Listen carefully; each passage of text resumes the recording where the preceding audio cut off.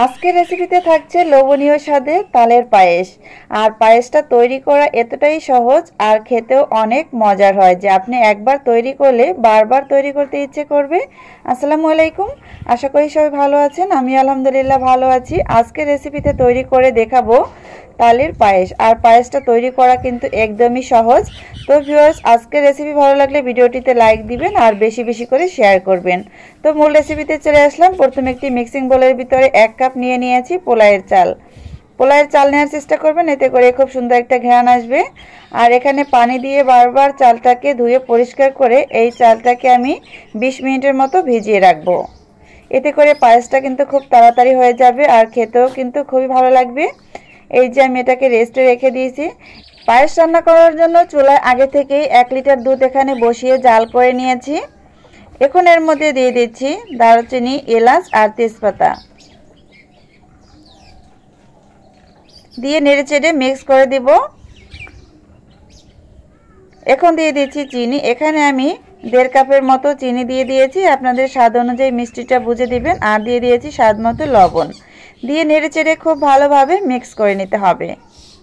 Mix করা হয়ে গিয়েছে। এরপরে দিয়ে দিচ্ছি এখানে তালের রস। এটা হচ্ছে কাঁচা তালের রস, 2 কাপ দিয়ে দিয়েছি। আপনাদের যদি জাল করা তালের রস থাকে তাহলে কিন্তু 1 কাপ দিলেই এখানে যথেষ্ট হবে। দিয়ে খুব ভালোভাবে নেড়েচেড়ে চিনিটা গলা পর্যন্ত অপেক্ষা করতে হবে।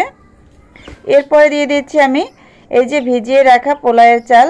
তো এটাকে আমি 20 মিনিটের মতো ভিজিয়ে রেখেছিলাম। চালটা দিয়ে এখন চালটা সিদ্ধ হওয়া পর্যন্ত অপেক্ষা করব। আর একটু পর পর নেড়ে দিতে হবে যাতে হাঁড়ির তলায় চালটা লেগে না যায়।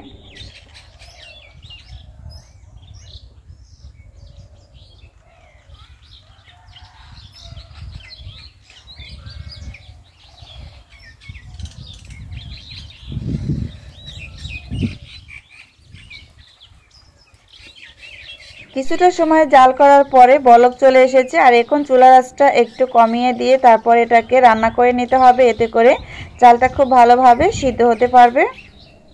একটু পর পর কিন্তু আমি নেড়ে দিয়েছি যাতে তলায় না লেগে যায়। আর এই পর্যায়ে কিন্তু চালটা খুব ভালোভাবে সিদ্ধ হয়েছে। এখন এর মধ্যে দিয়ে দিচ্ছি নারকেল কোড়া। এখানে আমি 1 কাপ দিয়ে দিলাম নারকেল কোড়া। নারকেল কোড়াটা যত বেশি দিবেন ততই কিন্তু এই পায়েসটা মজার হবে। এরপরে দিয়ে দিয়েছি 1/3 কাপ গুঁড়া দুধ। দিয়ে খুব ভালোভাবে পায়েসের সাথে মিক্স করে দিতে হবে।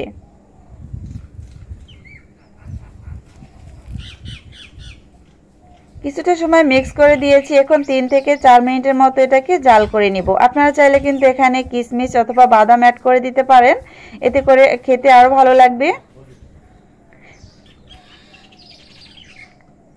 3 থেকে 4 মিনিটের মতো আমি এটাকে জাল করে নিয়েছি। আর এই পর্যায়ে যে মশলাগুলি দিয়ে দিয়েছিলাম সেগুলি উঠিয়ে নেব। এতে করে যখন আপনি এই পায়েসটা পরিবেশন করবেন তখন আর কোনো ঝামেলা পোহাতে হবে না।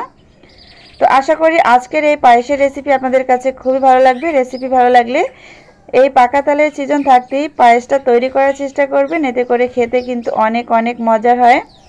তো পায়েসটা কিন্তু এ পর্যায়ে রেডি হয়ে গিয়েছে। আপনাদেরকে দেখিয়ে দিচ্ছি, দেখুন কতটা লোভনীয় হয়েছে। আজ এ পর্যন্তই। আল্লাহ হাফেজ।